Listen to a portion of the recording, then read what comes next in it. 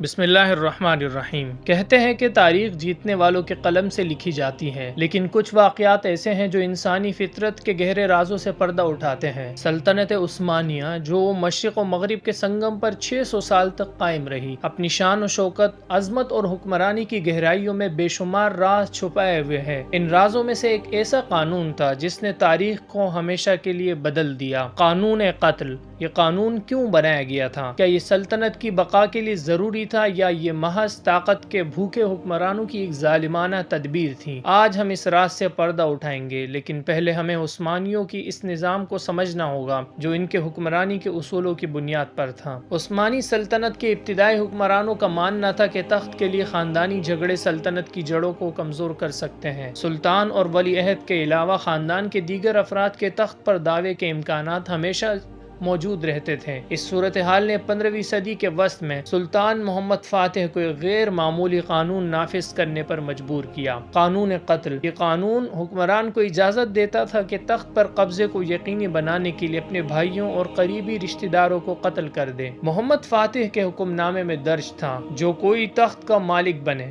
وہ اپنی مملکت کے مفاد میں اپنے بھائیوں کو قتل کر سکتا ہے۔ یہ قانون اخلاقیات اور سیاست کے درمیان ایک انتہائی باریک لکیر پر چلتا تھا۔ بظاہر یہ سلطنت کی وحدت اور استحکام کے لیے تھا، لیکن اس کے پیچھے انسانی حرص، خوف اور طاقت کی بھوک بھی جھلکتی تھی۔ 1512 میں سلطان سلیم اول نے تخت پر قابض ہونے کے لیے اپنے 7 بھائیوں کو قتل کیا۔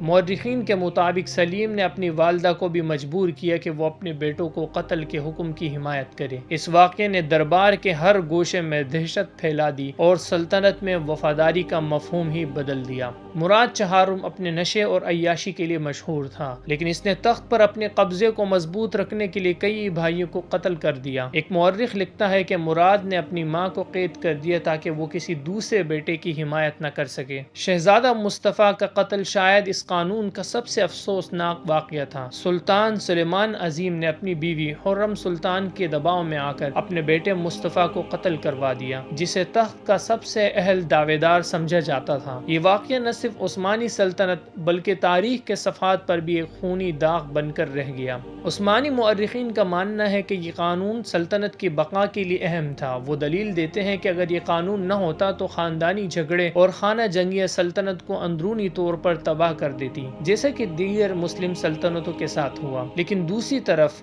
جدید مورخین اس قانون کو انسانی حقوق کی صریح خلاف ورزی اور ایک ظالمانہ حربہ قرار دیتے ہیں۔ ان کے نزدیک یہ قانون طاقت کے نشے اور حکمرانوں کے اندھے خوف کی عکاسی کرتا ہے۔ سلطنت عثمانیہ کا قانون قتل ایک پیچیدہ موضوع ہے۔ یہ قانون شاید اپنی جگہ ضروری تھا، لیکن اس نے طاقت کی خاطر انسانی زندگیوں کو بے وقت بنا دیا۔ کیا ہم اسے ایک حکمت عملی کہہ سکتے ہیں یا محض ظلم کا ایک اور باب تھا؟ تاریخ ہمیں سکھاتی ہے کہ اقتدار کے کھیل میں نہ کوئی دوست ہوتا ہے نہ دشمن۔ سلطنت عثمانیہ کے حکمرانوں نے اپنی حکمرانی کو دوام بخشنے کے لیے جو راستہ اختیار کیا وہ آج بھی ہمیں سوالات اٹھانے پر مجبور کرتا ہے۔ یہ راز ابھی تک تاریخ کے دھند میں چھپا ہوا ہے کہ آخر انسانی جان کی قیمت اقتدار کے ترازو میں اتنی ہلکی کیوں ہے؟